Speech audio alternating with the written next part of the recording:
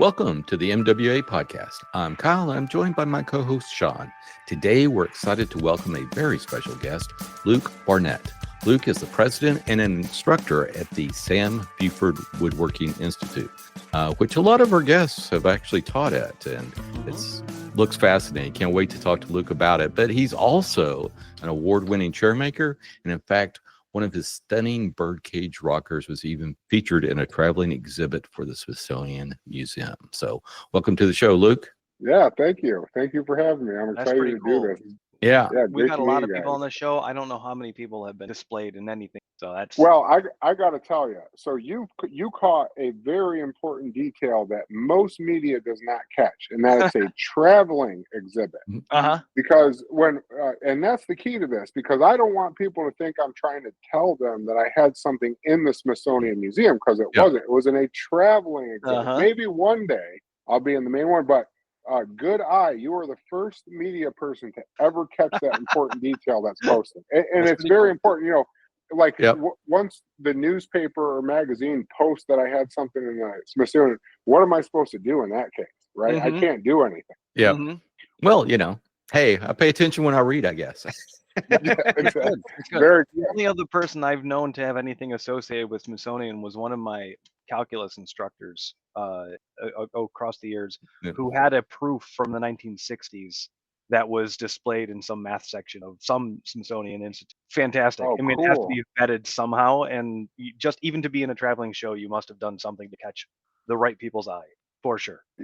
I did, yeah. The exhibit was called "The Way We Work," and it was it went to rural America, put on by the Smithsonian. It just talked about the history of people working blue collar type work in America. It was really fascinating exhibit. I was honored to be a part of it. Oh, fantastic. Well, we will definitely dive into more details on that. But before we do that, let's give our patrons a shout out. So who do we have to thank this week? For sure. You know, we like to give our shout out to our Patreon supporters. Today, we're giving that particular shout out to our friend, Chef Anthony Moraes. Thank you, Chef, for your support. On your left, Chef, behind Chef, whatever they say in those restaurant shows that I have watched. If you would like to join the fantastic Chef Anthony Moraes in supporting us at the MWA podcast, you can go to patreon.com/MWA podcast and help us out there. Fantastic. Thanks so much, Anthony. Say that any faster. Yeah, thanks, Anthony. That's amazing. Being a chef is a very honorable trade too, and I'm personally into the show The Bear. Yeah, The Bear. That's amazing show. So cool. Yeah. No, yeah. Chef Moraes is he's a really cool dude. He works actually for Meta.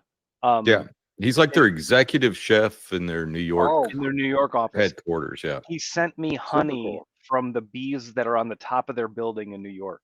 Yeah, they got beehives up there. I have Meta honey in my cupboard. Cool. He's an awesome guy. Anyway, enough about him. Well, cool. Well, let's move on to what's in the shop. So, Sean, what are you working on?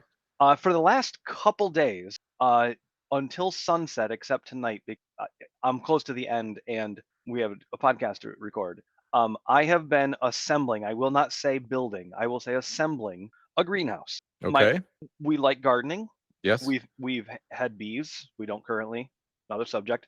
And so a month and a half, 2 months ago, we're in Costco, you know, on our bi-weekly trip, and they have this greenhouse displayed. It's like, oh, okay, that's interesting. It's big. I mean, it's not big. It's like 6.5 by 7.5 feet, 9.5 feet tall. It's a shed, but it has clear walls. You know, UV filtered, whatever. It took a little time. We talked around the different sizes you can get, whatever, and it's a good deal getting it from Costco as opposed to the actual maker.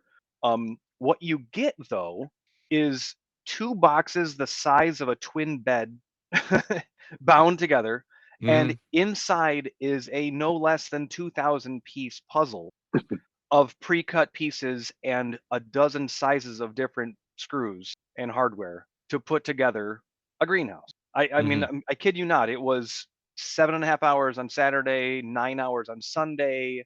I got off work at 5, home by 5:30, and I got inside at 9 o'clock on Monday. And I'm like, it's a lot of time putting a lot of little detailed pieces together, but I now have a greenhouse that's standing on a shit brick house foundation. I mean brick shithouse foundation. And I have to wait for it to warm up enough to caulk everything together. That's the only thing to kind of seal it up. But a very interesting experience. Not that it's hard to do, but I had to adjust a few things. I actually still have to sharpen a blade and trim a shelf that won't quite fit into a very tight space. The squareness of the whole thing is kind of questionable, so there's a little variance, because nothing's bigger than 2.5 inches thick in any dimension, through this whole thing. But it's been really cool. It's too damn cold to call it a greenhouse right now. It's still just a cold house because there's not a lot of sun coming through, and it's barely getting to 45 degrees in the day, so you're not going to get anything out there. But it's been a very very interesting process. Okay. And I'm very close to the finish line. Well, you need to post Sean, some pics. I will. Yeah. Sean, what are you planning on putting in that greenhouse? So my wife has a giant green thumb. I do not. So anything from. So you're free labor, basically. I am free labor. I'm handy as hell, man. I could tell you, I could put anything together. But there in one room in my house, there are no less than 2 multi-level plant stands, 2 arrow gardens, a couple other grow lamps, and a myriad of different plants. I have a I think it's called a red or purple banana tree in a bucket in that room in my house. It has to come in the winter, obviously, but in the summer it lives outside. This will give an opportunity for a little bit of that. My wife actually just planted beets the other day that she germinated inside. It would give opportunity for stuff like that. So I'm not quite sure. It's call it a she shed. It's a greenhouse, but it's really for my wife to do everything. I mean, we've tried a couple different locations in our yard to have a really good garden. And not that this isn't like you're going to plant a complete garden in it, but if you can get some start going, something in the early spring to plant in the early summer to get I'm thinking that, I'm thinking tomato starters, cucumber starters, those kind of things that we can then transfer to. We have a garden spot beside my garage. I'm in a very tree laden area, so sunlight is kind of limited, which is funny because I have a greenhouse. But where it is, it should get some hours of summer sun, and we're hopeful. Actually, the thing I'm looking at is some sort of digital hygrometer, so I can tell temperature and humidity and fluctuation inside there just to see how it's performing. There's some automation to a vent window in the gable end that's going to allow it to be vented when it's too hot. But it's very interesting, kind of just a new venture for us. And so plans not completely solidified on how we're going to use it. We like the idea and we got one. I love it. it. Yeah, it's pretty cool. So Kyle, how about you? You making anything that's portable or sun catching? No, I'm not.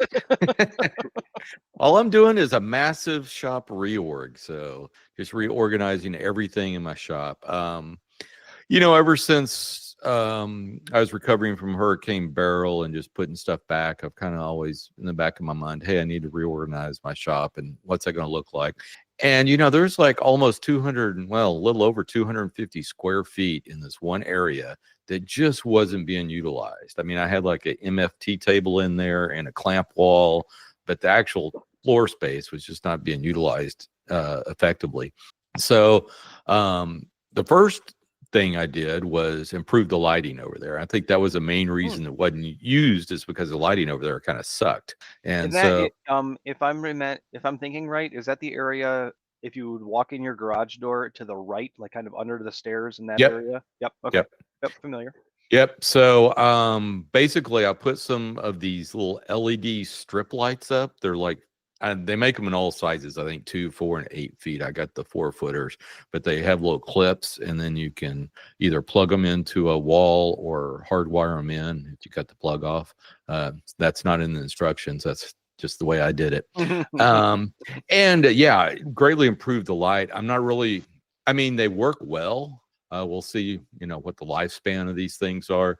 What I didn't like is because they have this dedicated cord on them is, I think you can butt them against each other with a little connector and there's no cord. But when you actually go to power, this big, thicker than a lamp cord, but that kind of thing. And, I got to wire it in. I got the cord tacked up to the ceiling, but you still got cords up there. It's not the most pleasing thing to look at, but anyway, but mission accomplished. A lot more light in that area. So I moved stuff over. So we'll see how that works out. But yeah, so I don't know if I'm going to recommend. These were the Barria lights, I think, or something. I got them on Amazon or something like that. But we'll see how well they work out. They're definitely better than the T8 fluorescents that I had up there, and I'm probably going to replace those fluorescents with LEDs too. So yeah. In fact, I got some on order. It's supposed to be here tomorrow, so we'll see. I'll report back to see how the actually rewiring those fixtures and putting LEDs on them works out. So yeah, a couple years ago I went with I think I got them at Menards, but they're like 4 foot, kind of typical, filtered, looked like tube lamps, but they're LEDs. And they were $50 a piece. So they spread light pretty well and run relatively low power. That's this modern technology stuff. Yeah, my thing is I want it's all the specs, and I want it to be like 5,000 Kelvin. I don't want 6,000. I don't want a bunch of blue light, and I want the the color rendering index, the CRI, to be high. If you get it, I think the ones that I bought were right at I think they're like 90 on the CRI, which is pretty good. You can get them, almost to 100, but then you're paying a hefty penny for the actual lamp. So, and you can, I mean, your ceiling's high in there too. That's a it's what, 12 to 14 feet, right? Yeah, 12 to 14 feet, somewhere in that neighborhood. Yeah. So, anyway, so we'll see what that leads. Besides that, been getting some orders in, so working on those. And Kyle. So now that you got your extra 200 feet lit, what are you going to do with it? Well, I got I moved my drill press in there, and I moved my oscillating spindle sander in there, and also have a disc sander that I think I need to make a different base for it, but I think it'll fit in there too. As soon as I make a smaller little base, it'll fit in there too. So yeah, so kind of a lot of sanding and stuff, and having the drill press in there is really handy because it's closer to where I keep all my drill bits instead of all the way across the shop. Because Luke, as a chair maker, you collect drill bits, and I have just tons of drill bits, drill accessories, all kinds of stuff.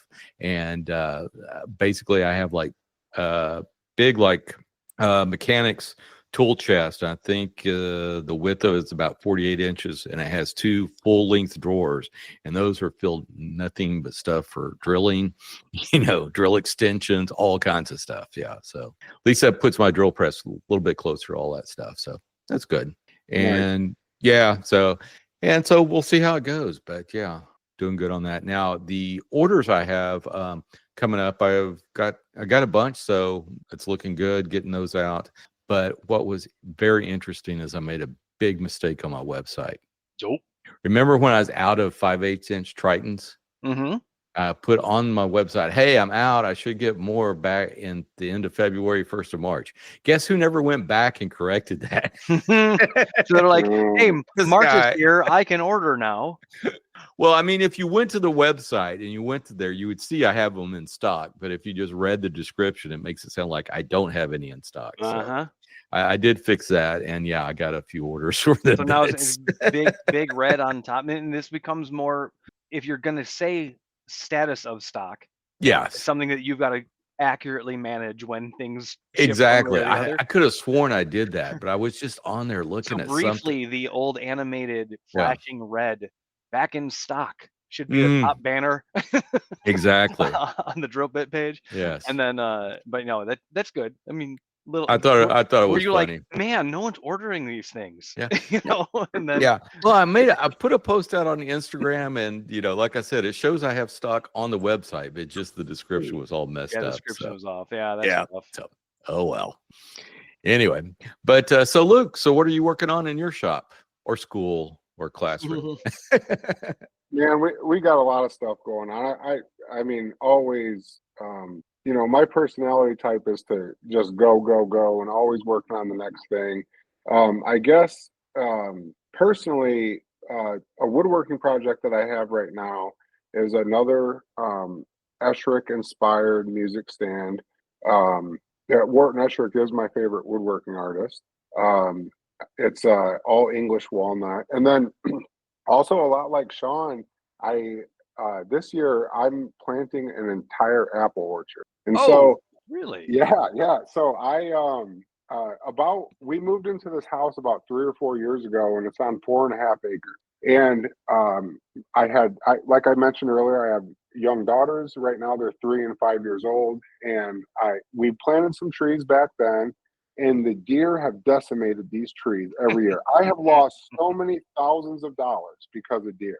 And the funny thing is, you come deer season and boom, they're gone. They're nowhere to be found. So again, I had probably 12 apple trees, and so disheartened. The things haven't grown at all. I brought them from Stark Brothers Nursery, and they're still the same size 3 foot from when I bought them because the deer just keep eating them.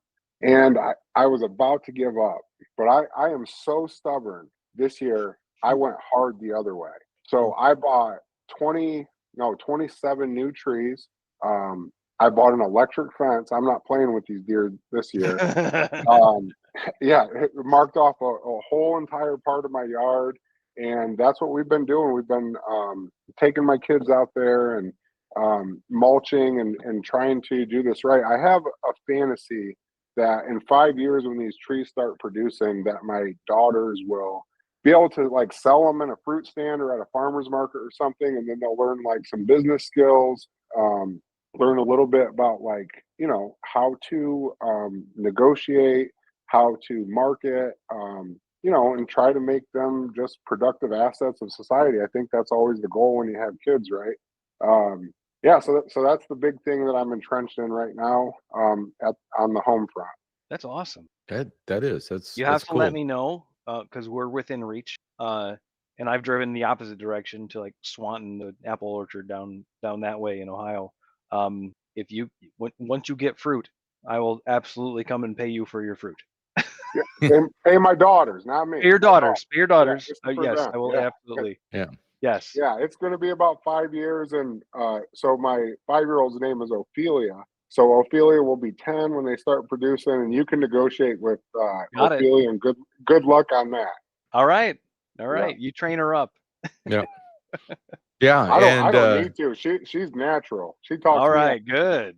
That's awesome. If they turn any of that apples into cider, just let me know. I'll be up there. Mm-hmm. Will do. Mm-hmm. We might send you a box, Kyle. I know. So you're down in Texas. You probably have very limited tasting of a hand-picked Michigan apple tree. They're good up here. We have no experience with any of that stuff. Yeah. Well, when we get some, we'll send you a box, Kyle. Okay. Yeah. Much appreciated. What variety are you planting? Well, Honeycrisp. Okay. The best. All right. So we have multiple varieties, but it's mostly Honeycrisp. I mean, because come on, that's the best apple, right? I know.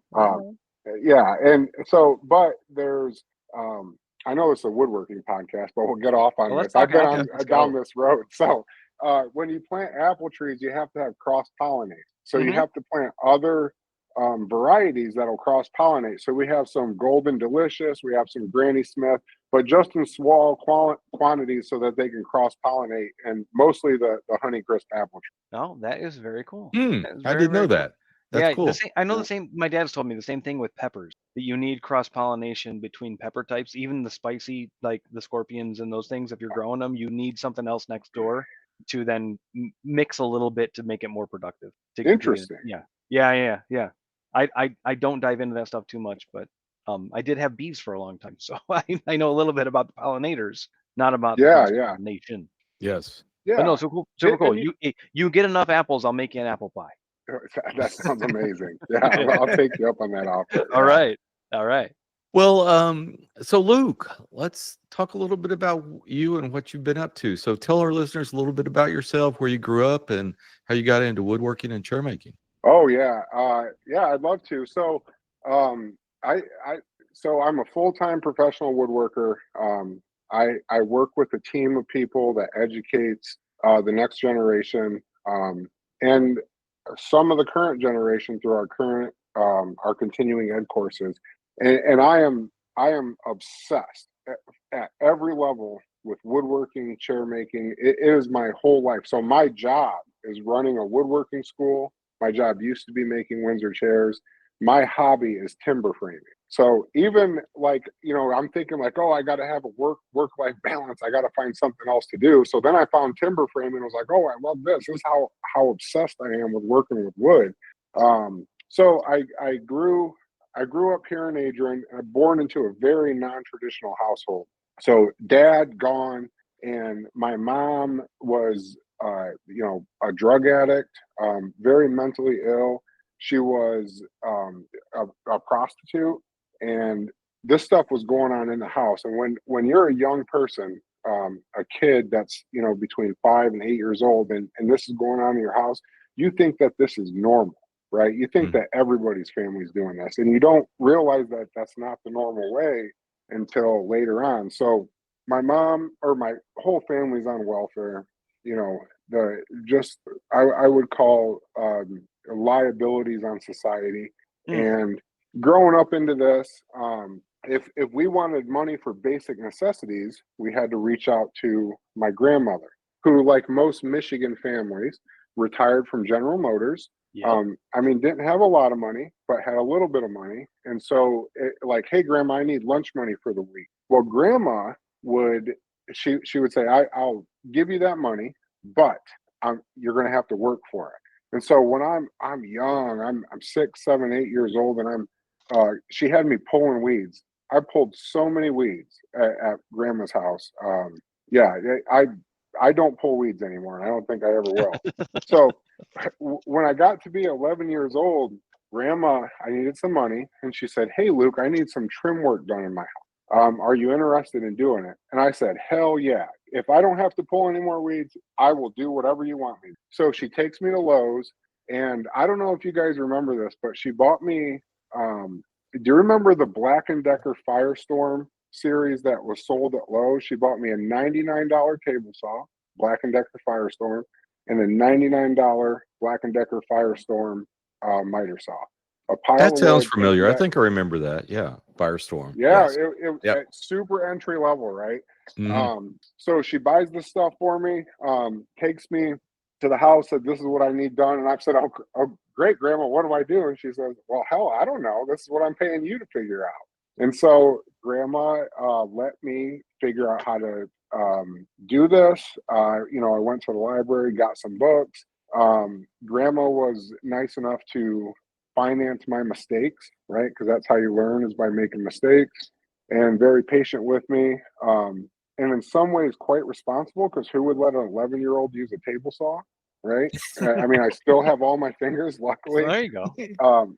And I had a very high aptitude for it. I picked it up very quickly. And yeah, that's kind of where it started. Fell in love with it. I still had the rough home life, so I'm going through high school, and I'm actually I'm homeless in high school. So you hear those kids that are like homeless, and they're couch surfing with friends, to just have a safe place to sleep at night. So that was me. I was doing that. The high school, the education system that we're currently in absolutely failed me. It did not work for me, and the education system told me I was going to be a failure. They told me I wasn't smart. So eventually I dropped out of high school, and I was like 17 years old.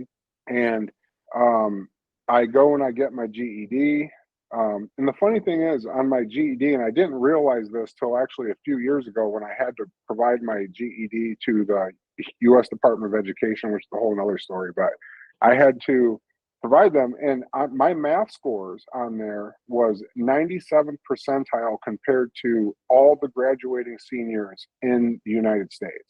Wow. And it didn't even hit me when I seen that. I never passed a math class in high school, and the education system was telling me that I was stupid, right? So I dropped out of high school. It didn't hit me, but had an aptitude for carpentry. I've had one real job in my entire life, and I worked for a car dealership for about a year and a half. they promoted me to manager. I've always had like a natural leadership ability. When I was playing sports, I was always a team captain and stuff like that. And so I got promoted to a management position at the car dealership. And during this time, I was taking some classes at a community college, and eventually I said, "Dad, I don't want to do that." Oh, sorry, can't swear on here. So I said, I don't want to do that anymore. And I went and I got my residential builder's license. And this was, I had an idea that I was going to like get my residential builder's license, and it was like the field of dreams. If you build it, they will come. And I got my license when I was about 21, and this was 2008. Oh, which nice was timing. A horrible time to try to be a carpenter. So I made enough to get by. It wasn't what I had envisioned, but I was fixing people's houses, vinyl siding, stuff like that. And like most woodworkers, it's a very similar story. I started making furniture because I needed it. Right, I'm a young man and I'm out living on my own, and I don't have any furniture, so I started making furniture, and I have an aptitude for it. I'm just picking it up very quickly, making really nice stuff. And then a friend of mine has a Windsor chair from DR Dime. It was a double crested writing desk, and I seen that chair, and I was like, man, that is cool. I want to figure out how to make that, because the truth is, before that, I was just making boxes, right? That's most of woodworking is just making boxes. So I seen that chair, and I was very attracted to it, and I said, I want to figure out how to do that. And oddly enough, so I reached out to Roy Underhill. I don't know how I got his phone number. I don't remember how I got it, but somehow I got Roy's phone number, and I call Roy. I said, Roy, my name's Luke, and I want to learn how to make Windsor chairs. I want to come down. Will you teach me how to do it? And Roy, and I remember this very vividly, Roy said, Luke, I'm not a real woodworker. I'm a TV woodworker. I can't help you, but I will connect you with somebody who can help you. And that was Curtis Buchanan. Yeah. Wow. Yeah. And so I never actually went and took a class with Curtis Buchanan in person because I couldn't afford it. But Curtis Buchanan, he would answer my phone calls. He would answer my emails. And, I was just figuring this out. Like, how do I do it? Right. I remember the first time I ever carved a seat, it took me 2 weeks to carve the seat. How crazy is that? Right. But again, it's like the apple orchard thing. I'm so stubborn that I will, it's a blessing and a curse, right? Yeah. That I just stuck with it, and Curtis would help me. Well, Luke, you should do this, you should do that. And I started making chairs. I fell in love with it, became absolutely obsessed with it. I mean, I would, when I was really going, I would wake up in the morning, drink coffee, go straight to the basement, and I would pass out on my bench at night, and I would just be making chairs all day. So I think, I think what Malcolm Gladwell said, you have to have 10,000 hours to become a master of anything. Right. Man, I compressed that 10,000 hours into like 2 years, because that's all I did. Wow. I had no family. I had no friends, no social life. I was committed and dedicated to becoming really good at it, just because I liked it. I had no ambitions of selling chairs. But after, I don't know, it kind of, before, I would say that in order for you to really start making good chairs that you can sell, you have to make about 12 of them. That's what I found. Mm-hmm. Would you agree with that, Kyle? Yeah. About 12. Yeah. Mm-hmm. Where you're going to start picking up the nuances. Now, you're going to make good chairs before that, right? Yeah. But when you start getting really good and really efficient, it's about 12 chairs. So I did that. And let me stop you right there. So did you ever do some YouTube videos? I did. And I've seen those videos. In my basement. Yeah. Yes. They're still up there. I was young, right? Yes. You're sitting there telling me your story, and I'm sitting here going, wait, Luke, wasn't there a YouTube channel with some guy making some Windsors? That's me. Yeah. It's still up there. Yep. Young Luke. To be honest with you, I'm super embarrassed about those videos, but it's also, it's like, I don't know. It's part of the story, right? So yeah, why it's take part of the where you story. came from. Yeah. You can't Well, deny at the it, time, there was hardly anything on YouTube with I mean, you had Curtis's videos, but beyond that, there wasn't much out there. Yeah. Occasionally, Pete Galbert would drop a couple of things, but that was, far and in between. Yeah. So the cool thing, if you watch those YouTube videos, like I did them for, I don't know, a couple years. I wasn't trying to be a YouTube star. I was trying to sell chairs, right? And this was like a marketing thing to sell chairs. But if you'll notice, if you look at the very early videos, my shop is a shithole. And then after I start selling chairs, you can start seeing it to improve a little bit and a little bit and a little bit. And eventually it turns into a really nice shop. Yeah. But yeah, that's me. Yep. There's YouTube videos out there. I don't encourage any listeners to go watch them. It's embarrassing. And after a couple years, somehow it could have been from one of the YouTube videos, a couple from New York City reached out to me and said, "Hey, Luke, we'd like to buy a couple of your chairs." And I was like, "Oh, no shit. I would love to sell you some chairs," because you got to think, I'm like, as any artist, desperate for money, right? Just barely getting by. Luckily, at that time, I was single, so like a can of baked beans for dinner, that was luxury, right? A little whiskey, some baked beans, boom, I'm shitting tall cotton. So, I sell them the chairs. Then it dawns on me, hey, I might be able to sell these chairs and make a living. So I start pushing for that. The first year I did it, 90% of my income comes from remodeling houses, fixing up houses, 10% from selling chairs. Then the next year, 40% comes from selling chairs. And then the next year, 60%. And then eventually it was 100% of my income was from selling chairs. And it actually even got to a point where I had a 2-year waiting list. So somebody would have to pay me in full $2,000 for a chair and then wait 2 years for it. And it was, I would never do that. I can't believe that people would do that for me. And it went really good. I started just pumping out chairs, and man, when you have, there's a point when you're making chairs. I got to be careful how I say this. So, one of the most enjoyable things about woodworking is solving problems and learning new things, right? And working through these issues. But there's a point when you've made so many that your mind is elsewhere because you don't have the problem solving anymore. You've solved them all. And that happens when you have a 2-year waiting list. And the good thing about that is when that does happen, you are like, Optimus Prime of chair making. I mean, you are so efficient at every move. There's no wasted movement. It's like watching like a sushi chef, like a master sushi chef. If you ever just observe them making sushi, they're so focused and so efficient, no wasted movement. So the great thing is that you become very efficient at it. But for me, unfortunately, it started to become very boring.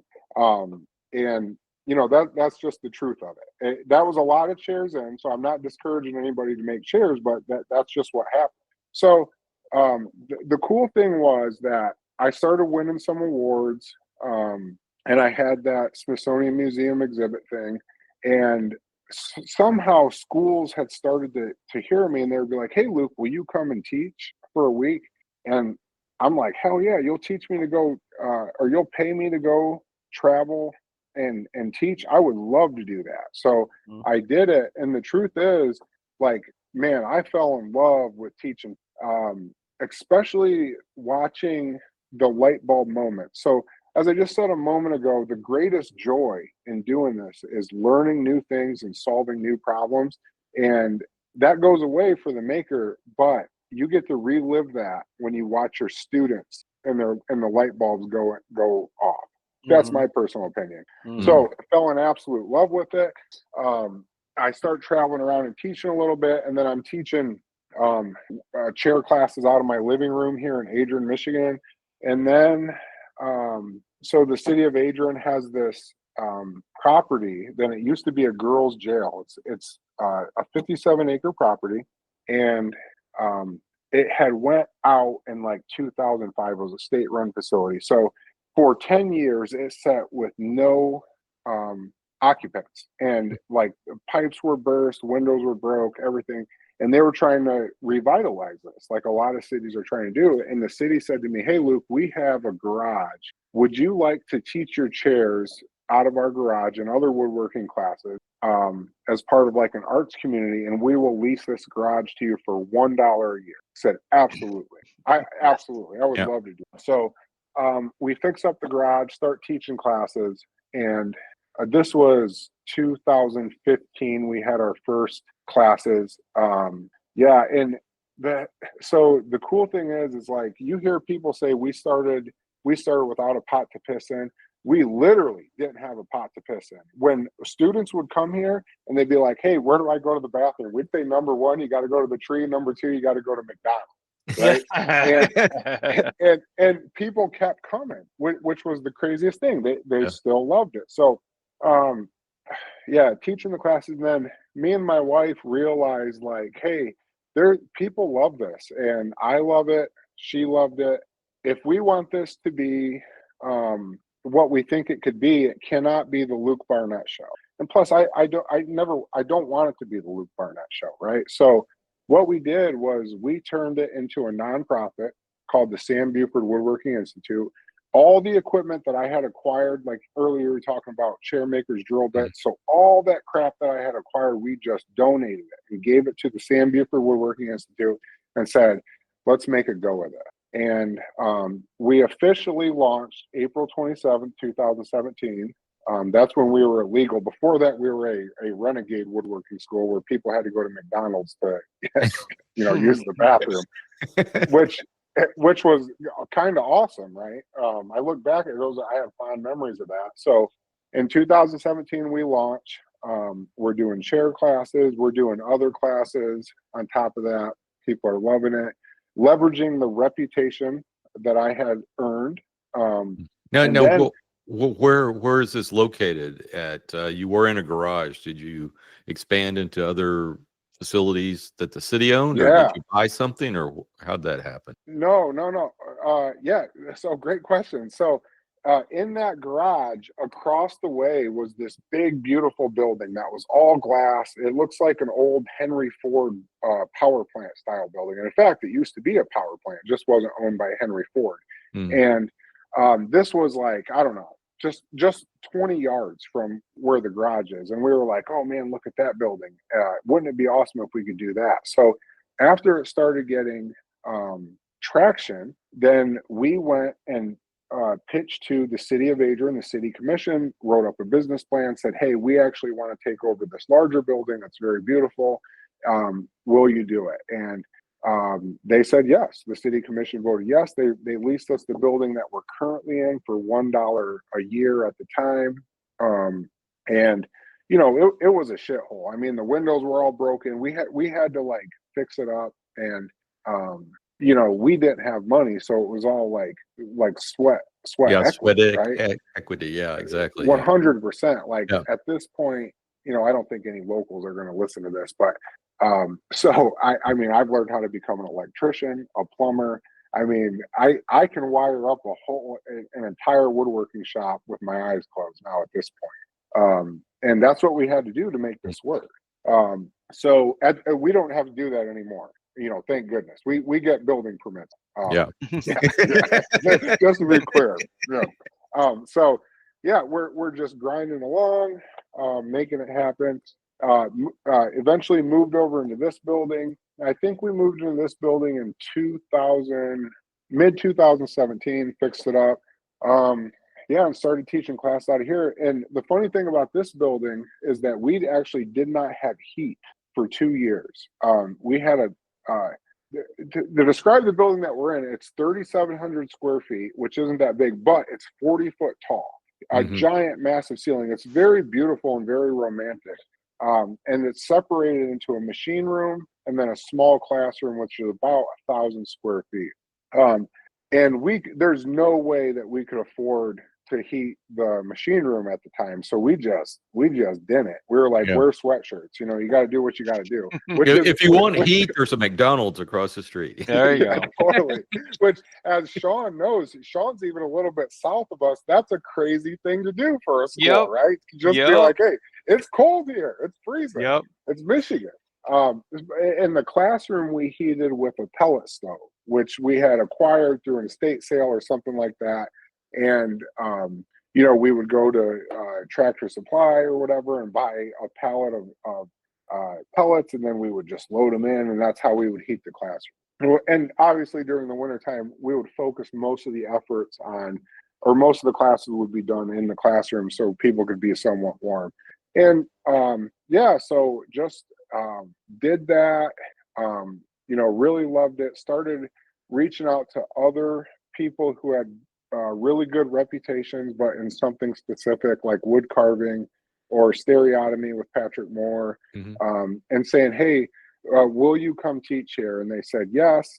Started leveraging their reputations and just slowly started to build this thing up. And, you know, like I did it for 2 years with no pay. Like I don't even know how I did it, to be honest with you. And my wife put up with it. But again, I was born into poverty, right? So like I was used to, you know, it's all good. I can have beans and be satisfied. I don't think I can anymore. I think my daughters would probably stab me if I went back to that. But and then just started leveraging other people's reputations. Then finally, after 2 years, I could start collecting a small salary, $52,000 a year. Which, you know, then I'm like, oh, I'm the king of the world. I'm making 52 grand a year. Then we started getting a little more revenue. Then we hired like an admin assistant, and then eventually had more revenue, hired a full-time assistant, and then hired other instructors full-time. And now we have 9 full-time employees here. 9 full-time employees, which is crazy, right? Wow. So in about 2018, we were approached by the Architectural Woodworking Institute. And actually, let me give some context to this. So if you think about the woodworking industry, it is a massive, massive industry. It's America's greatest natural resource. People really don't realize it. But for all the listeners at home right now, look around your house. Isn't most of your house made out of wood? That is produced by a craftsperson or somebody working in the forestry industry. And specifically in Michigan in 2023, the forest products industry was valued at $26.5 billion. Now, to put that into context, a good comparison is like marijuana, right? All these states went through and they're like, oh, suddenly marijuana is legal, and we're gonna get so much tax revenue from this, it's going to change the economy. In 2023, during the same period of time, the entire cannabis industry in Michigan was $3 billion. Okay, the entire education budget signed in by our governor, from preschool to post-secondary, that includes U of M, preschools, and everything in between, was $23 billion. So the forest products industry in Michigan is worth more than education and cannabis combined, right? Wow. It is a massive industry. And I mean, it's like that in other states too. Pennsylvania has a massive, Pennsylvania, New York, all these. So anyway, this gives you context. We were approached in 2018 by the Architectural Woodworking Institute, and they came in and said, hey, the classic skilled trades problem, right? Like the boomers are retiring out, and we don't have any young people in this. Nobody has any skills, and this is going to die. We're going to have to start importing everything. Are you interested in teaching a long-term program? And, you know, he thought, what the hell? Yeah, sure, let's give it a shot. So we developed a curriculum, and then in 2020, we launched our flagship college program, and that's the wood design furniture making program. Another program, good timing on that too. I know my timing. I know. Yeah, it is what it is, you know, whatever. So we launched this program in 2020. It actually still worked out. so we're making a college, right? And how the hell do you make a college? Like, Google, for the listeners and you guys, Google, how do you make a college? Because that's what I did, right? Mm-hmm. How do you make a college? So I'm trying to figure this out, and there's no information. I think the one piece of information I found was like, start with $600 million, and then you have a college. It's like, okay, well, I'm not quite there yet. So we just go for it, and we develop a curriculum. We get licensed through the state of Michigan. We work with the Architectural Woodworking Institute, who's also one of their offshoots is the Woodworking Career Alliance of North America. And we develop this curriculum. We get some people in, and they take the class, and then they graduate.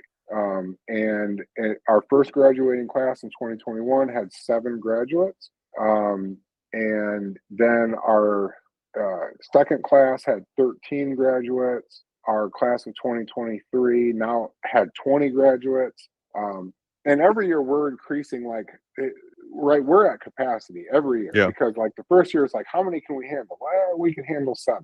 The next year, like, oh, we can handle 12. And then somebody talked us into being the 13th. And then, now we'll have 20, we had 24 enrollees this year, but we lost 1. So we'll have 23 graduates. And that is literally our max capacity. And we are turning away 5 students to every 1 that we're going to take, because somehow, there's a desperate need for this. And, and what we do, chairmaking, it is, what I say is that it stands at the intersection of skilled trades and fine arts. It is both of those things, right? All woodworking is skilled trades and fine arts. So you'll get these group of students who are, they're very into skilled trades, and we know there's a huge push for that right now. But also that are artistically inclined, right? And then they'll come to this program to get that outlet, and we turn out some amazing students. I got to tell you, if I had 10% of the talent of some of our graduates, things would be very different. Like every year, there's just students that are like, man, I wish I had your talent. It's amazing. Yeah. Anyway, that was a long answer to one question, but that's what no, that's good. I think we covered a bunch of questions. I think we did. Phenomenal, man. I mean, truly awesome. I mean, your story is remarkable. Yeah. I mean, it's like talking about someone lifting themselves by their bootstraps. I mean, you invented that phrase. Man, it is the story of the American dream. Through and through. And this is why I'm so passionate about this, is like woodworking literally changed my life. I climbed the economic rungs, or I climbed the rungs of the economic ladder from woodworking. So a lot of people will, kind of be like, oh, you can't make any money in woodworking and you can't do this. And it's bullshit. Those people have no idea how big this industry actually is. It is a viable, sustainable, and highly rewarding career path. And it changed my life. And now I have the unique privilege that I get to offer this to other people, an easier pathway to get into this trade and, live a happy, healthy, and sustainable lifestyle. It's talk about lucky, right? I'm more than lucky. Yeah. That's effort. That's not luck. That's effort. That's effort and will. That is sure. That is, and a little bit of luck. And I mean, all those things. Yeah. What is that? Well, speaking, the brave or something like that. There's something to that. Like you pointed yourself. There you go. I mean, you put yourself in a direction and have succeeded, which is fantastic. I mean, that is such an awesome story. Yeah. Well, I would ask you this: do you still have that garage on lease for $1 a year? No. So a great story. So the building now, we don't have it. So a private company actually bought the entire campus. That was the girls' jail, so 57 acres. And they came in and met with them, and they said, hey, this is cool what you're doing, and we want you to stay here, and we'd love you to be a partner and lease this building. So the company that bought it actually makes telescopes, right? So like these $1 million telescopes that so Jeff Bezos owns some of them, Richard Branson owns some of them. Oh, like I'm telling you, it's wild. end. It's called plane wave instruments. So they sell to like NASA, they sell to foreign governments, to high school.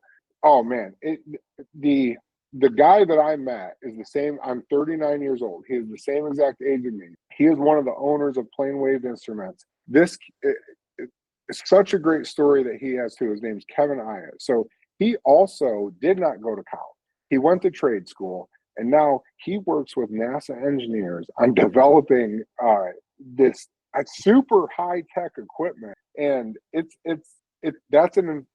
so inspiring, right? It just to prove that college is bullshit, right? Yeah. College is, I mean, seriously, the education system today is absolutely broken. And while it's good for some people, the bullshit that people's been spreading for the past 40 years that you need to go to college to be successful is wrong. It is not true.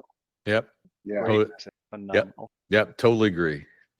Well, so one burning question you didn't answer was, why is it called the Sam Beauford Woodworking Institute? Yeah. How many this was a night, a long night with long drinks and name, right? Out of a hat. Well, kind of. You're very close. So, again, in 2017, me and my wife donated it and said, hey, this cannot be the Luke Barnett show. So we had to come up with some names. Mm-hmm. Now, to go way back, when I first started making chairs, I got this little tiny puppy that fit into my hand. And his name was Samson Beauford Barnett. And that dog died in 2017 when he was 13 years old, just around the time that we donated to school. And we had to name it something, so we named it the Sam Beauford Woodworking Institute. And the truth is, in hindsight, it is not the best name. Okay, it's kind of a weird name. There's a lot of better names that we could have for it, but it's kind of our brand now, and we have recognition, so we can't go back. But it's named after a dog. Yeah, when I first heard of the school, I knew nothing about it, and by the name you can't tell much about it. It's a name, School of Woodworking. The Adrian School of Woodworking would be a thing. Right, or like the Michigan School of Woodworking, Southeast Michigan School of Woodworking, Directional State University School of Woodworking. Pick your name, but no, I mean it's catchy once you know, and so marketing is in your favor. Just and I'm you're being successful. It's an interesting story because the same thing. We saw you guys at Handworks a couple of years ago. Oh, okay. And it was like, and I talked to Kyle, we were there together, and it was like, these guys are not too far away from me. Yeah, I don't think I ever talked to you, Luke. I talked to a couple of people that were in the booth, and they go, you need to go talk to, and I'd wander over there because I think we were in a different building. Yeah, we were. And I'd wander over there, and you were just like mobbed. So I was like, okay, well, I'll get back with him eventually, but because you were promoting your youth program there, I believe, right? Just promoting the whole school. We have youth programs, so we were talking about that as well. Yes. Yeah. I think the guy I met and I talked to, I forgot his name now. I've slept since then, but I think he was real passionate about the youth program you were doing. Okay. Cool. Yeah. Which that's a good segue. Tell us about some of your outreach programs that you have for youth and veterans. Yeah. We offer free classes to the youth, right? Because the idea is to train the next generation. So you have to reach out to them at a very young age and expose them to this and give them the opportunity to make something with their hands, get off the computers, and make something rewarding. And hopefully for some of them it sticks. So what we'll do is that we'll do this several times a year. We'll just go out and we'll have a project, and we'll have like 100 to 150 kids can come make these projects. It's totally free, and then they can leave. And one of the big projects is like a toolbox. So we have this little toolbox we designed. It's got rabbet joints, and it's got some very basic woodworking stuff that we can talk about while the kids are making it. And we actually cut all the stuff ahead of time. The kids just glue it and nail it together. Right. But they still feel like they've accomplished quite a bit, and they have. So what we'll do in that case is we'll try to work with tool vendors, and we'll get tool vendors to donate tools to them. So the kids, when they're making this, they have to use a hammer, they have to use a tape measure, a pencil, basic woodworking stuff. And then after they've put their toolbox together, we'll say, okay, put all your tools in your toolbox, and then it's yours, and they get to go off, and they have a toolbox that they made with a bunch of tools in it to get them started, which is super cool. And it's totally free. So I firmly believe, I'm the leader of the Institute, so I get to make decisions, and I am very passionate, and it probably from my upbringing, kids do not have money. Do not try to get money from kids. Okay. And, yeah. Do some of their parents have money? Yes. But do some of their parents not have money? Yes. Well, those kids are going to miss out on an opportunity if you charge them something like $5 or $10, because like when I was growing up, I could have never got $5 from my mom to make a toolbox. So it's always free, no matter what, for anybody under 18. And I firmly believe that's the only way to do it. Yeah. Yeah. That's great. Now, what are you doing with the veterans? Yeah. So around 2018, I founded a program called the Woodworking for Warriors. Mm-hmm. And we used to do that here at our shop, and it went really good. The program was amazing. We had over 300 registrants. And what we would do, we would take one day per week, and this is only open to veterans. And it was kind of like a maker space. So veterans could come in, they'd get free wood, they could use the equipment, and then we would have a class every day that 10 of them or 10 or so could participate in the class if they chose to, and they could make things and then go on. And basically, it was therapy disguised as woodworking, right? So the most important thing with veterans is building camaraderie. Now, the woodworking was just a way to have a unified mission to bring people together. But the truth is, it was a camaraderie program.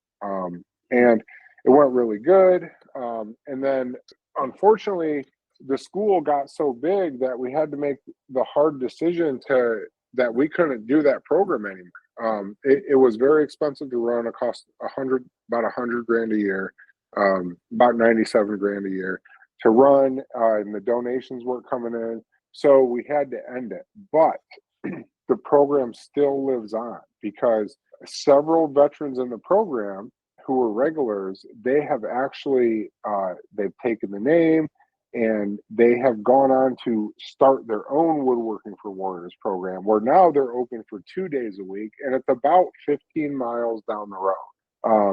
I try to, I try to provide advice to them, but again, I want them to do their own thing. Like, I don't want to, so that was like my baby, right? And then I gotta, it's like let go of the vine, right? I have to let it go, because my personality type is that I can be like a helicopter mom, right? Yeah. Where I'm like, I'm right on you, and like, I want you to do it exactly like this. So I provide them with advice every now and again.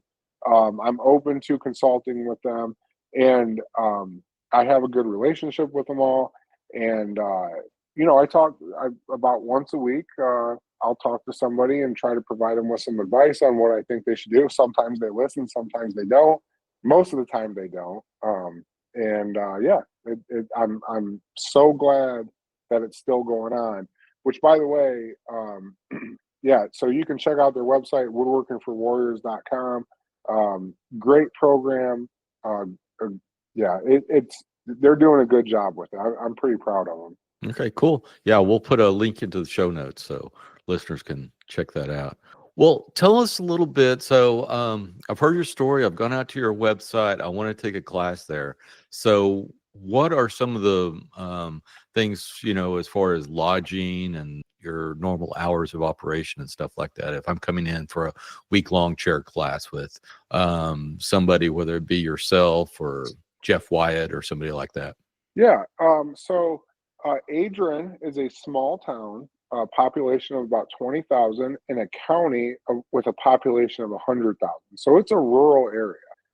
But Adrian specifically is a college town, and we have 3 colleges here, including ourselves. We are technically a college, and there's Adrian College in Siena Heights.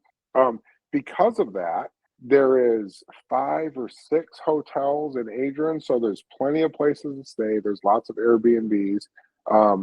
And what will happen if you signed up for a course?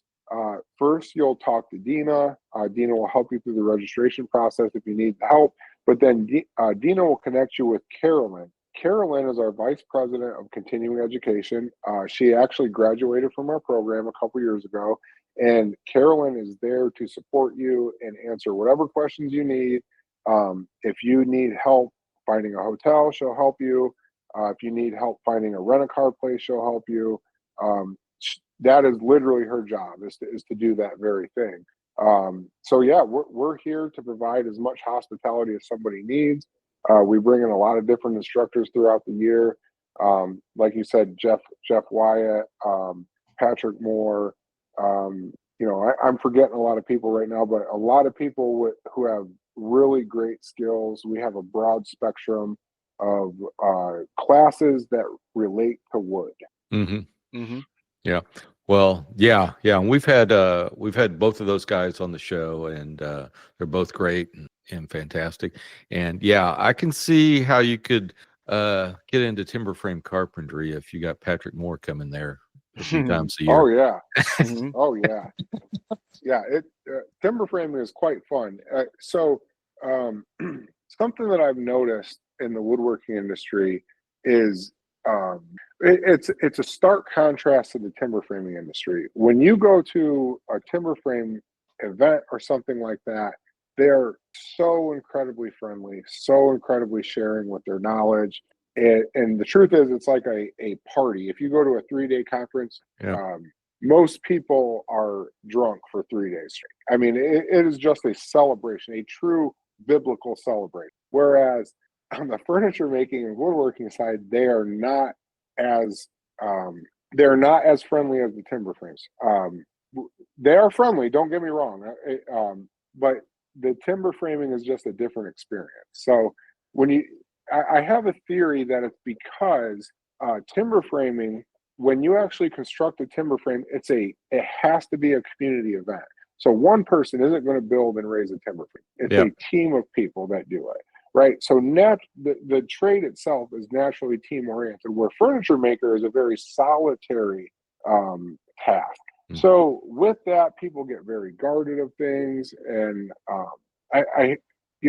there's some gatekeeping going on, right? Where people, this is very important to them, and they want to protect their knowledge.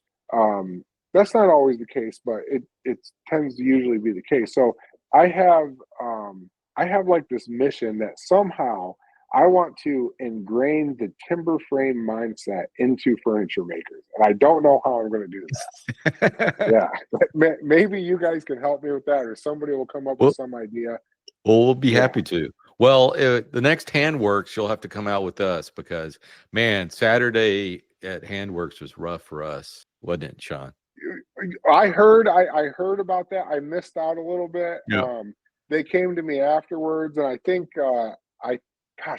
you know what? I went to the movies that night and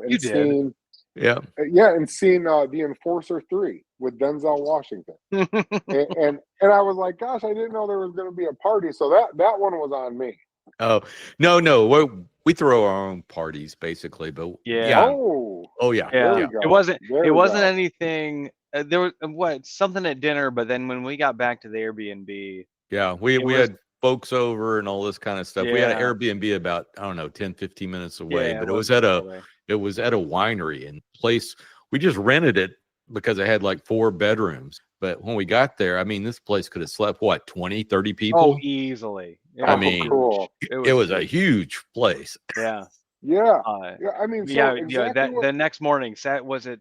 I think it was Saturday morning. Yeah, Saturday morning was rough. It was rough. Yes. Yeah, dude.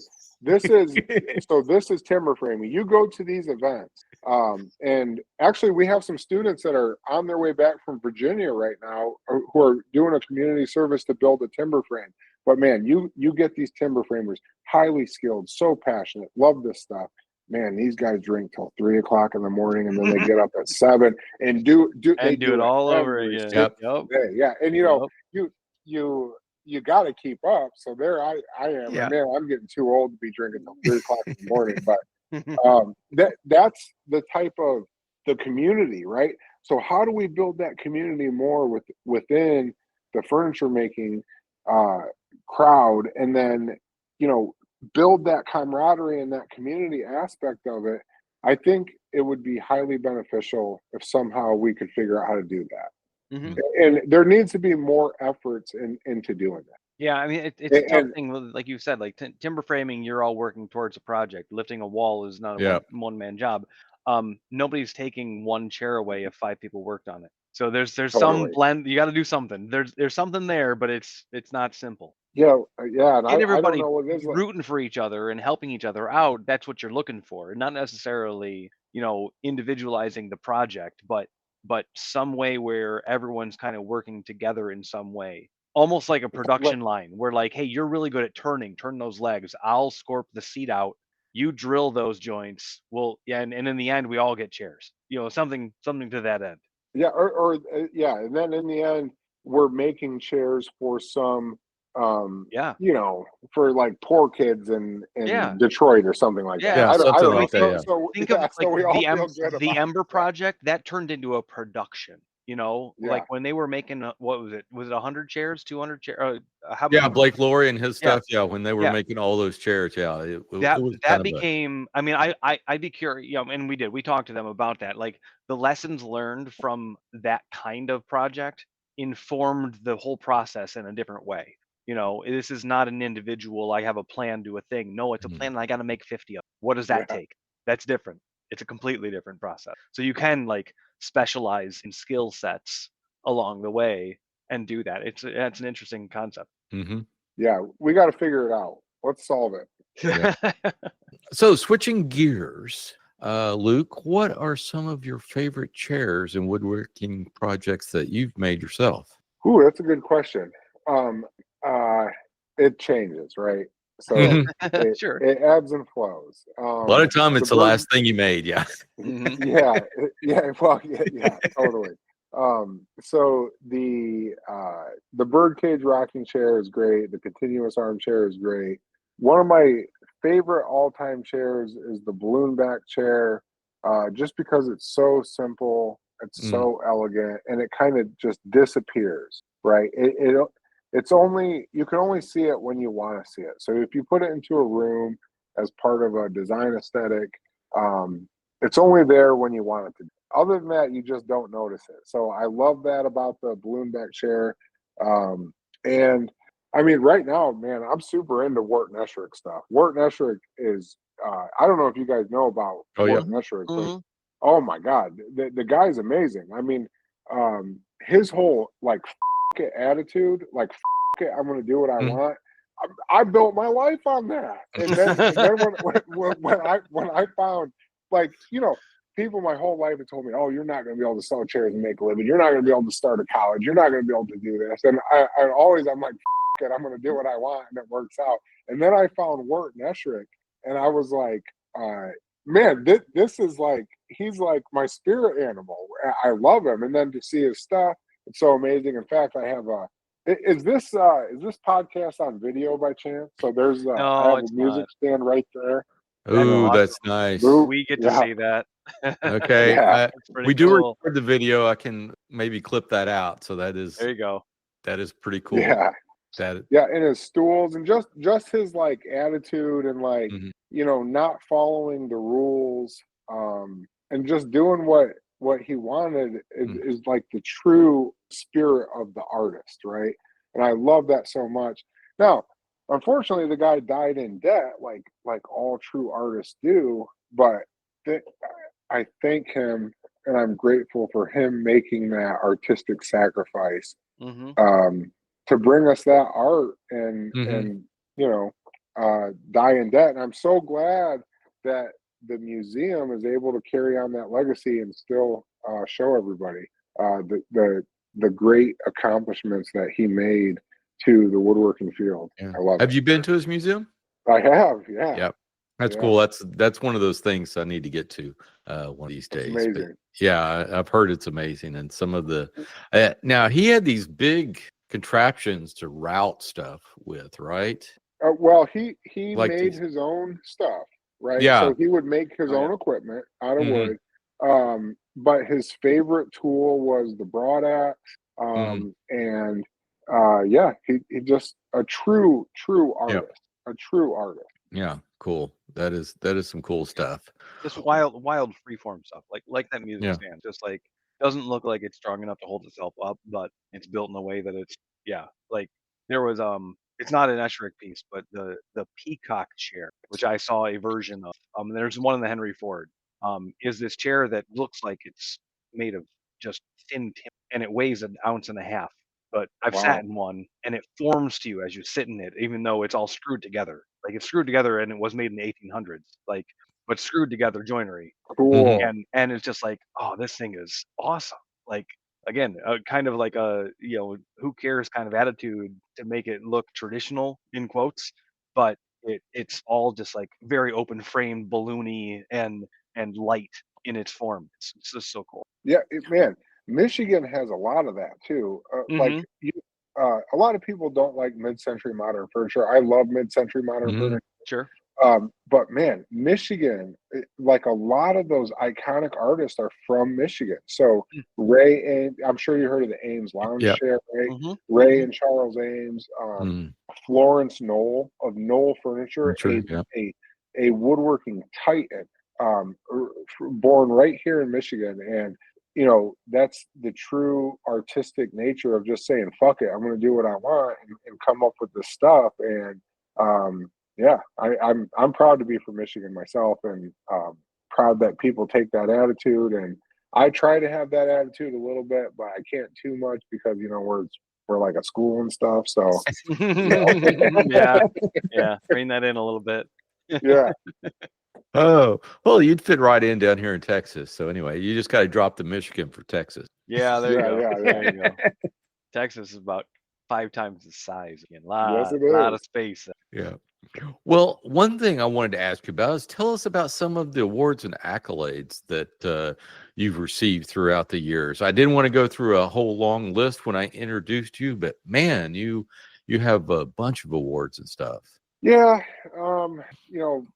Lots of different ones. I don't know what was the most recent ones. I don't even know, to be honest with you.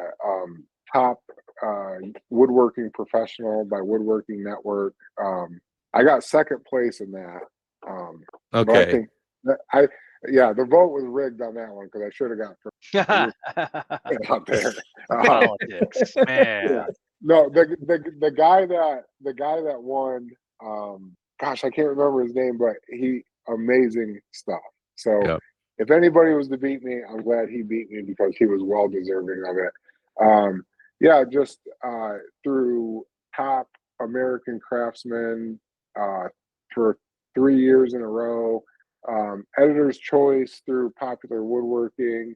A lot. To be honest with you, I don't. That stuff really doesn't do it for me anymore. What really does it for me now is when my students win those awards, or students of the school. I don't even teach that much, but Zach teaches, Zach Felk, our head instructor, amazing. He trained under me. He was my student when we launched the program. Then he was my apprentice on teaching, and now he's ran the program. That's another one of those things. Is like I trained him, and now he's way better at it than I am.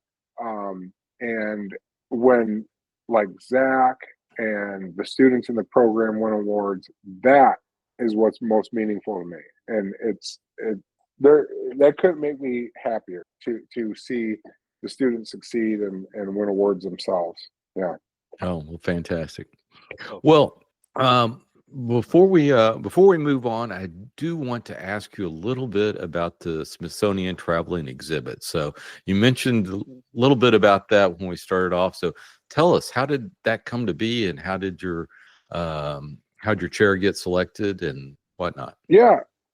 So it was a exhibit called The Way We Worked, which went around rural America and talked about the history of working in blue collar labor in the United States. And somebody named Ray reached out to me and said, "Hey, we have this exhibit. I've seen your stuff, and we would love to have your stuff in our in this exhibit. Would you consider it?" And I was like, "Absolutely." So, man, you must have been floored when someone contacts you and says, "Hey, we want your chair." Yeah, totally.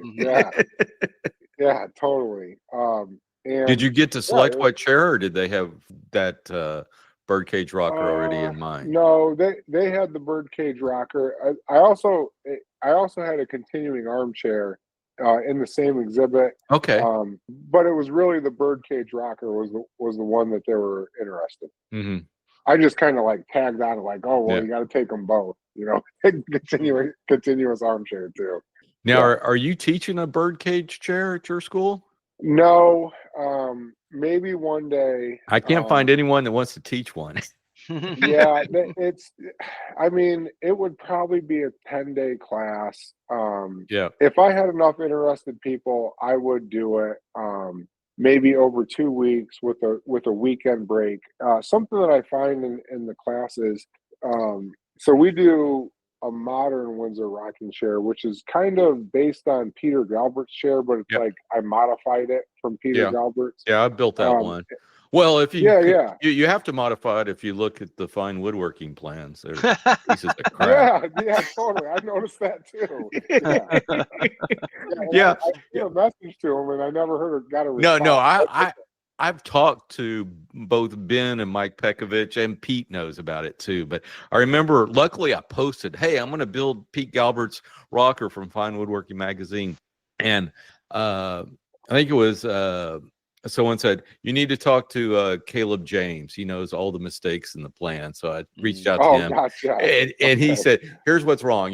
Simple crap like, oh, the dimensions for the front legs are actually the dimensions for the rear legs," and that kind of crap. And it was just like, and then when I started building it, he goes, "Whatever you do, just think about it before you do it."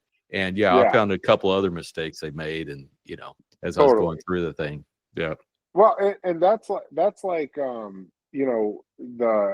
we copy the masters, learn it very well, and then if we're fortunate enough to have enough skill and intuition, then we can modify those works to come up with something unique, and that's the goal, right? So what I noticed when I teach that class, it's a 7-day class. It's highly modified to try to get it done in that. But by about day 4, people are very mentally fatigued. So building Windsor chair is first of all very physically stimulating. It's a lot more physical than people think, especially like the first day. So we start with a log, a literal, the whole log, and you have to split the parts out, and that's pretty physically demanding. But the real challenge is the overwhelming amount of information that's going to get downloaded into your brain. It makes you mentally fatigued. So come day 4, the end of day 4, people start making real dumbass mistakes. And I'm not talking like, they cut a difficult part wrong. No. They measured 3 when it was supposed to be 2. Right. And they make these very fundamental mistakes because they're starting to get mentally fatigued. So I don't know if I ever did that Birdcage rocker, and I would be willing to. I also have a Birdcage side chair too. That could be done in less time, but there would have to be a break in between the 10 days because people would just be so mentally blown out that they wouldn't be able to do it. They'd be making real stupid mistakes. Yeah, and you also need a prerequisite. You need to be have a couple of chairs under your belt before you. Exactly. You got to know how to run a draw knife. I don't want to explain to you how bevel up and bevel down of a draw knife. You know, we got more difficult things to talk about. Yeah.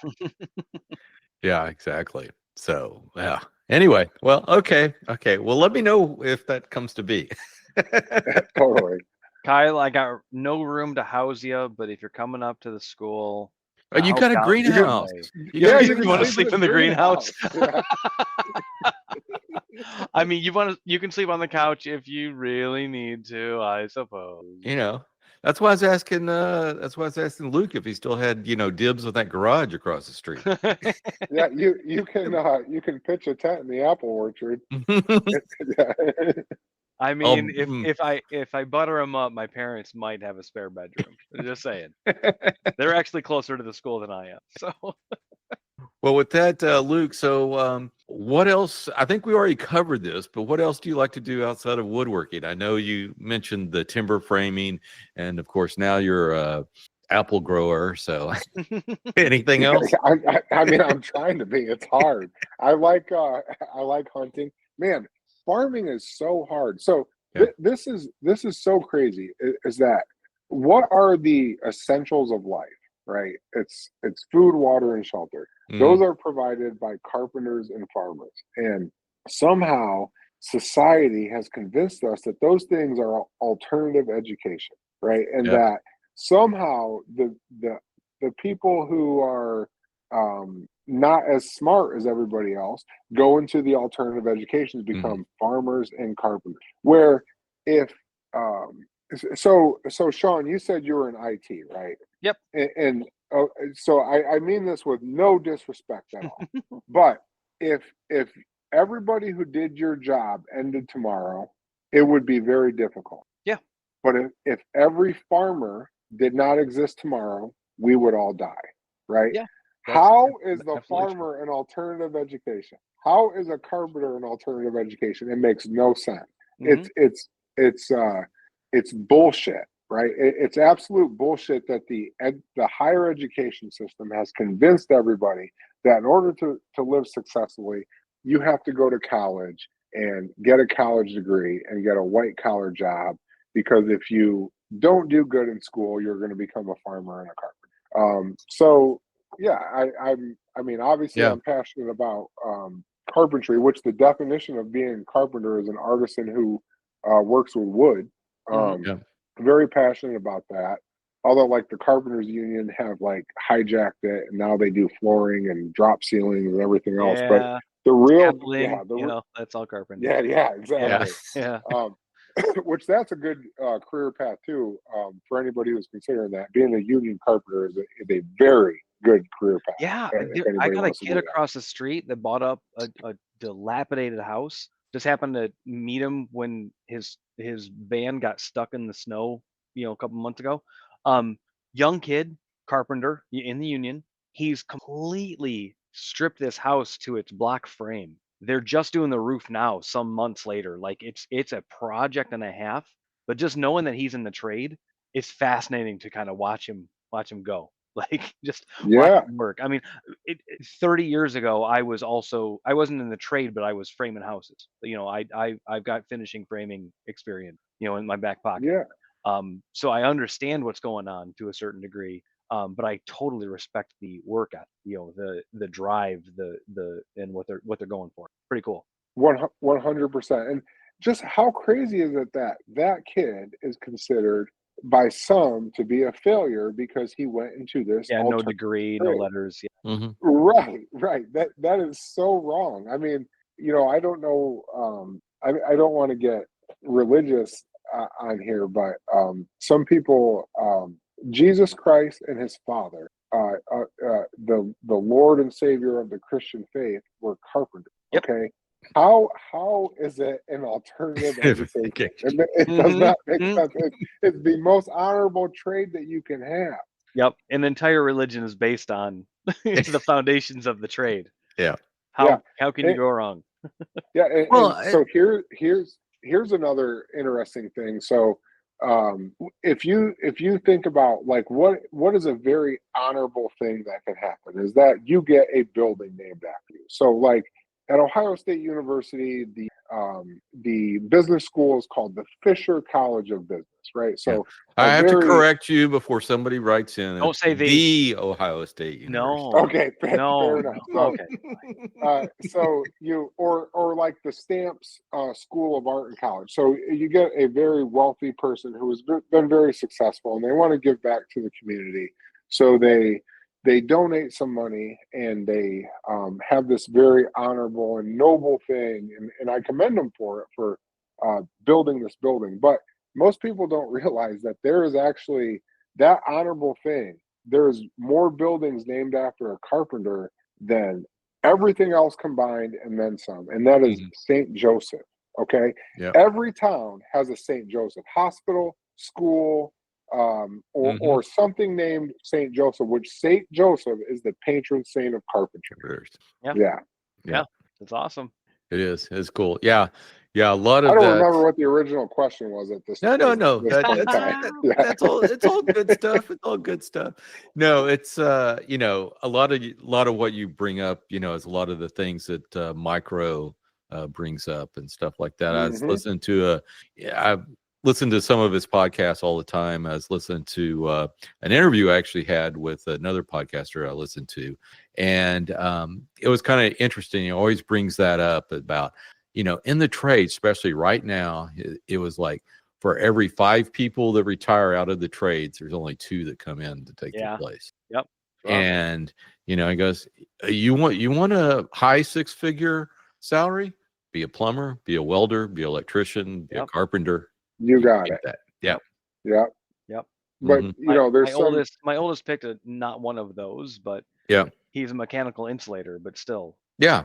He's in his early 20s, and he's gonna make over $60,000. Yep.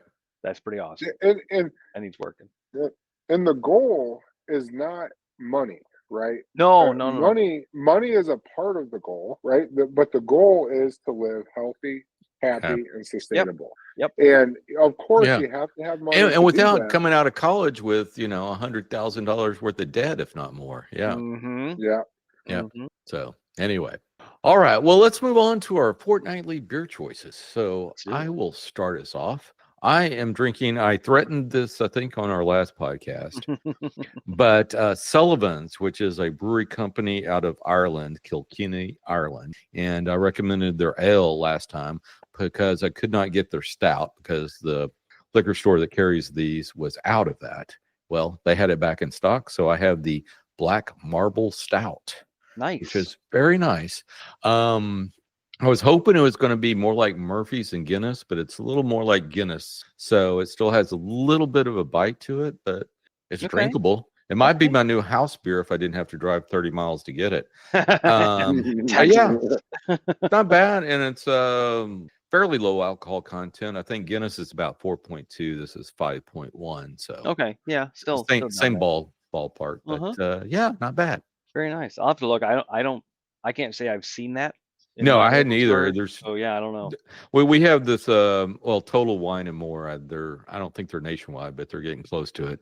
But they're the only ones that carry it in our neighborhood. So anyway, so Sean, what are you drinking? Tonight's just the house beer of choice, Miller Lite. Nothing fancy. Luke, how about you, man? So I'm right now drinking Dragon's Milk by New Holland Brewing Company from Holland, Michigan. Yeah. They have some great beer, but I also have to give a shout out to another Michigan company, which as the weather's changing, Oberon. Oberon is my all-time favorite beer, but it's a summertime beer. Bell's, that's very good. Bell's Oberon is a very good. I thought you were going to say Shorts for a while, another good Michigan brewery. No, Shorts is good too. It's funny because when I was you guys were talking about Handworks earlier. When we went to Handworks, we were in Iowa, and we left that night, and I was like, man, we got to get some beer. And I went to a gas station, and they had Oberon, and I was like, oh my God, I get Oberon while I'm in Iowa. Yep. Oh, that's awesome. Yeah, they had a lot of good stuff. They did. We went through Meijer and just kind of like bought groceries for the Airbnb. And I think it was Mark that was driving our alcohol choices to some degree because there was a Wisconsin beer. What was it? that we got there. No, maybe it wasn't, because I'm thinking New Glarus, but that's No, I think it had to be Missouri beer, because he was making his Parkside Criminals that are made from two different. Yeah, we mixed like a high IPA and something else to like. Yeah, it was a fun night.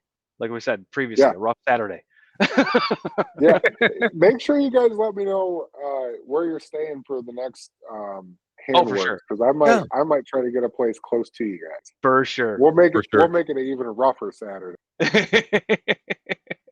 Sounds good. It's always better if you just don't quit. You just power through. Yeah. That's right. No, not kidding, man. When Roy was talking that Saturday morning in the barn, I was leaning against the back wall. Like, let's go. Well, with that, go ahead. Yeah, those times of suffering make for the best memories, though, right? Yes, they do. Yes. Yeah, they do. But now with that, so Luke, where can folks find you on the interwebs? Yeah, sbwi.edu. Okay. Real simple. Yep. And we're easy to find online. Check out the classes that we have to offer. Lots of cool stuff going on. Lots of great makers. I think so. Our college program runs from roughly September 1st to June 1st. But then starting June 1st, we do our continuing education classes. So I think that first week we have a really great intro to woodworking class with one of our graduates, Carolyn Racine. And then Alexander Grabacheski is teaching for the second time here, amazing wood carving. I don't know if you all have ever seen his stuff. His carvings are spectacular. And the work that the students produce in his class is stunning. It's incredible. Yeah. Great stuff. Yeah, and then we got, Zach Felk, our head instructor, is teaching. He went and trained with Jeff Lefkowitz last year on how to make a ladder back chair. So Jeff gave him the blessing to teach it here. And Zach he did it with our college students, about 10 of them. And then now he's offering it as a continuing education course. And Zach, incredibly talented maker. Yeah, I'm pretty proud. Zach, he might listen to this, and I don't want to get corny with him, but Zach is like one of the greatest success stories of the Sam Beauford Woodworking Institute. And I'm very proud of him. Well, cool. Well, we might need to have him on as a guest. Mm-hmm. Oh, I could set it up. He would love it. That would be cool. That would be cool. Yeah.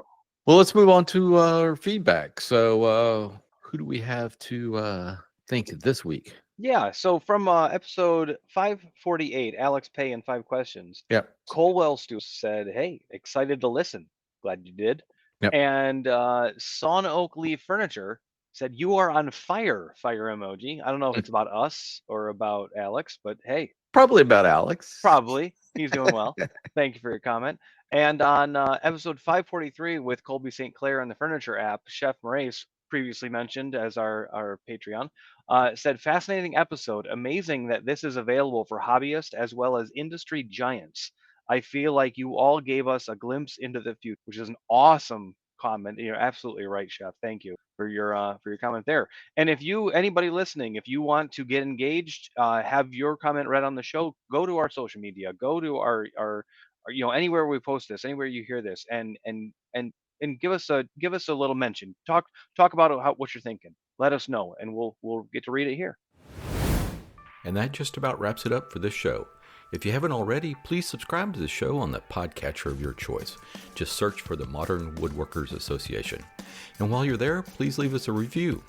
You can follow us on Instagram at MWA_podcast. And if you'd like to support the podcast, go over to patreon.com/MWA podcast. But the best thing you can do is tell a friend. Word of mouth goes a long way in sharing our discussion.